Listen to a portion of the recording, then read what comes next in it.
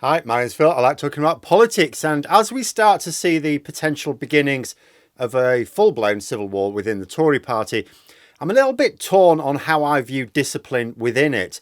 Is the party now simply ungovernable, with too many refusing to see that disunity means none of them get what they want?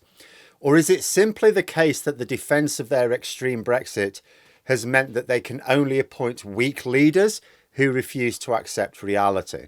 But first, if you'd like to be notified of daily news and politics, please subscribe to the channel. So I talked recently about how all I could see was a row between the government and the right of the Conservative Party without anyone really piping up from between those two camps. And I said, I don't see how you can really call it a civil war within the Tory party unless there are two major factions at each other. Well, we may now be seeing the first shoot of a sign of that. A few hours after I recorded those comments, in fact, a couple of days ago, Damien Green, a backbench MP, tweeted his strong disapproval of something Suella Braverman had said about Sunak's Rwanda Plan B.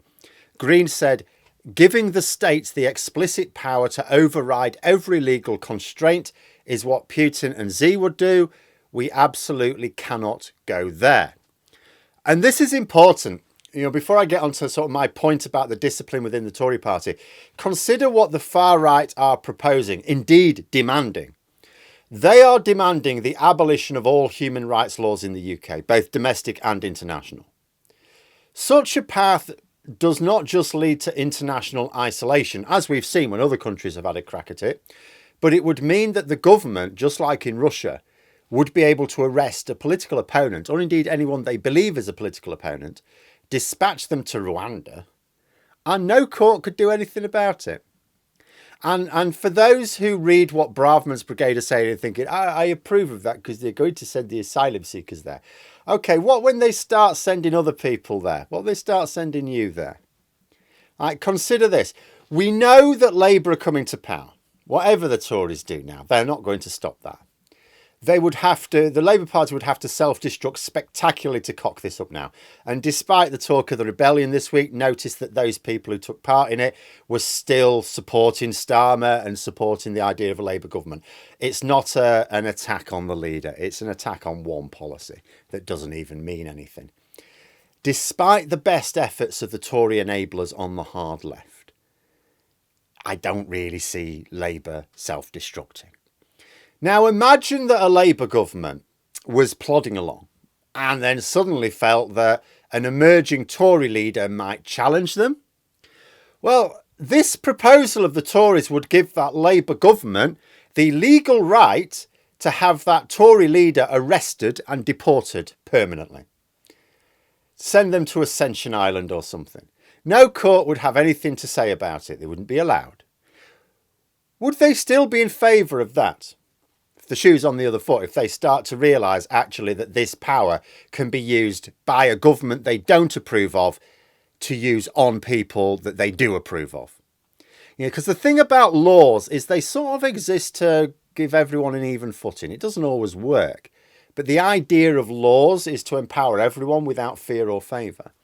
It's why we should always mistrust anyone who argues against abolishing rights by saying, oh, we're only doing it to deal with these small number of people that we think are bad.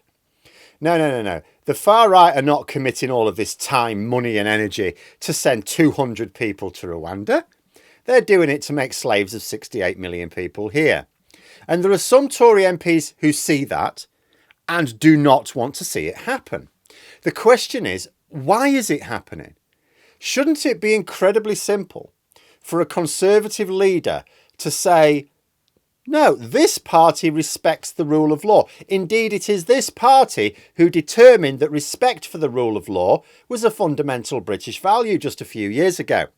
And any MP who does not recognise the importance of standing up for the rule of law has no right to stand under our party's banner.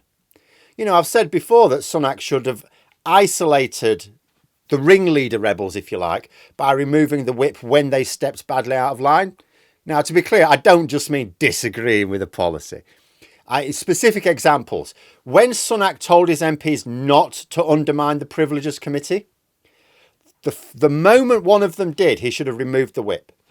Had he done that, the rest would have gone, right, I want to stand up for Boris Johnson, but I also want to be an MP at the next election. Yeah, I'm not going to do that. Because if they lose the whip and they don't get it back, they're not going to be an MP after the next election. It's really that simple.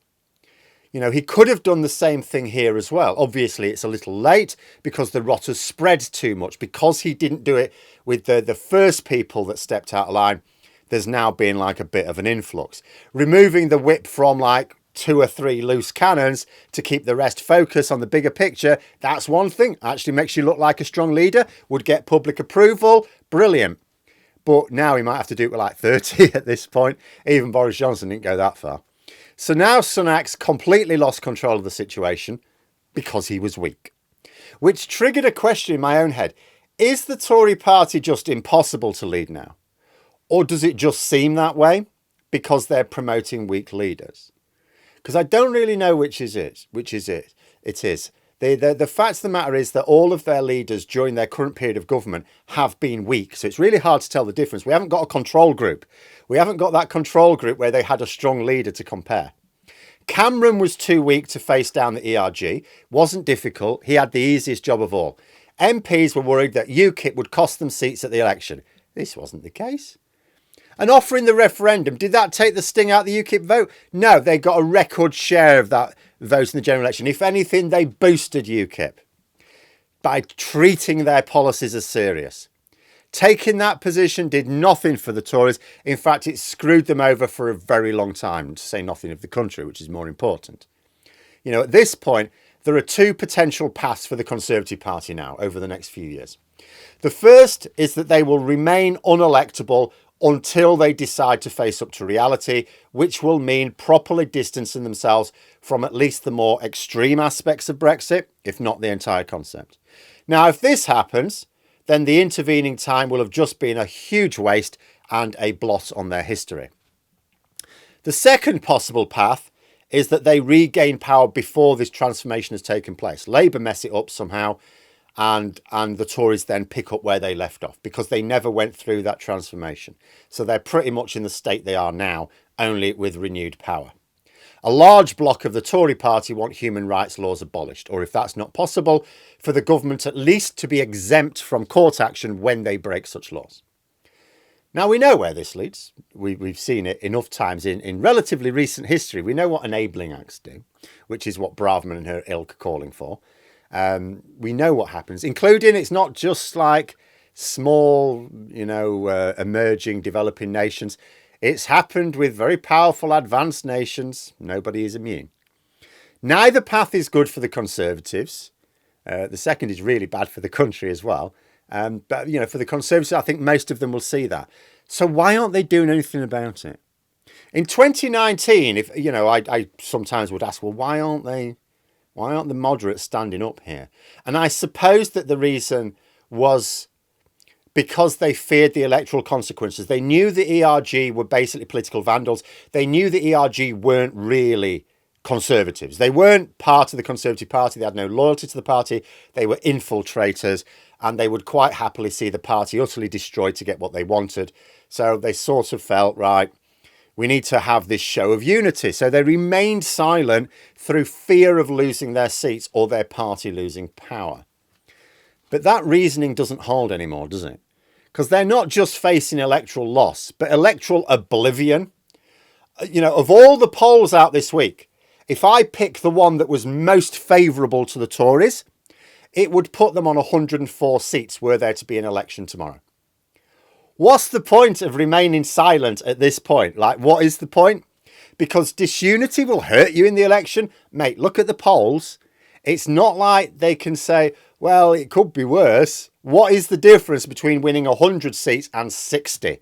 It's wipeout, utter humiliation either way. You wonder if the majority of vaguely moderate Tory MPs want their leader to take a stand. But, it's simply too weak to do so.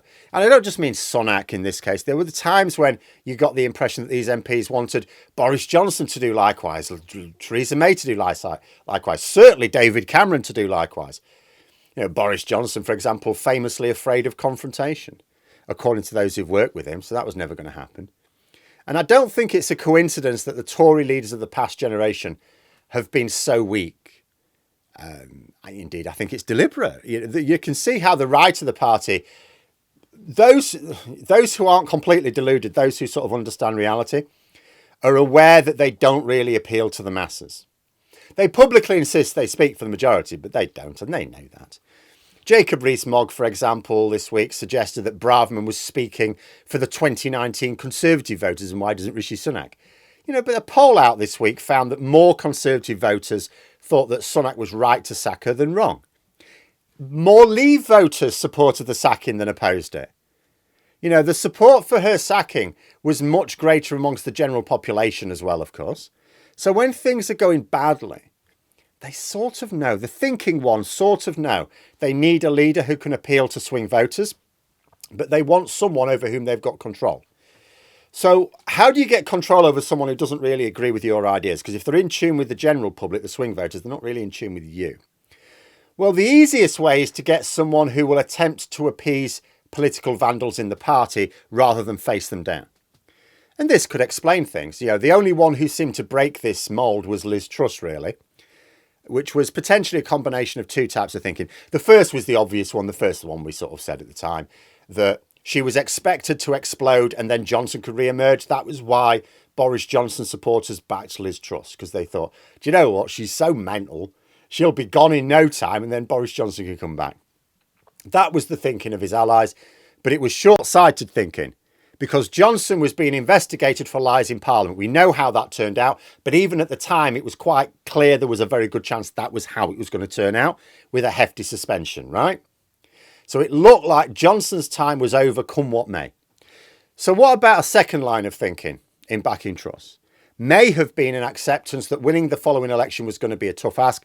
So why not back someone who believes in your lunatic idea so that they will accelerate those plans before the election? No caution at all. Now, with Sunak, of course, it was back to getting someone who was weak but plausible again. Only with Sunak, all Tory MPs got the worst of both worlds. The moderate Tories got a leader who kept chasing unicorns instead of fixing things, which voters could then go, oh, that's an improvement to our lives. Thank you very much. The more extreme Tories got a leader who sort of nodded along with their general ideas, but didn't actually implement them in full. The end result was that the far right didn't get to turn Britain into a full pirate haven, and the rest didn't see the recovery in the polls that they were expecting. But why? Because Sunak is weak, or because the Tories are now ungovernable? If Sunak were more determined to face down rebellion, would we have seen a Conservative Party with renewed discipline? Or would it have just triggered a full-blown civil war sooner rather than later? And now that the Tories find themselves in the deepest hole since they sacked Liz Truss, what are they going to do now? Because it's hard to see how any faction could think that just sitting back and letting Sunak carry on is going to work out for them. I imagine that the polling car crash this week will just be a dip, but it's a particularly low point of what has been consistently bad polling for a year and a half now. It's not going to bounce back up to, oh, that's all right. It's going to bounce back up to, oh, that's actually really bad, but not as bad as it has been. It's just the fluctuation that we've been seeing for a year and a half. It just happens to be at a low point at the moment. The only hope for the Tories is that there's a block of undecided former Conservative voters who, come election day, will hold their nose and vote Tory. But it's not realistic to suppose that there's enough of them to avert disaster at this point. And what is Sunak doing to even try to persuade them? Cutting inheritance tax while raising income tax? Yeah, good one. But there we are. Those are my thoughts. Let me know yours in the comments below. I hope you found the video interesting. If you did, please click the like button. And if you'd like to support the channel further, the join button for memberships. And until next time, I'll see you later.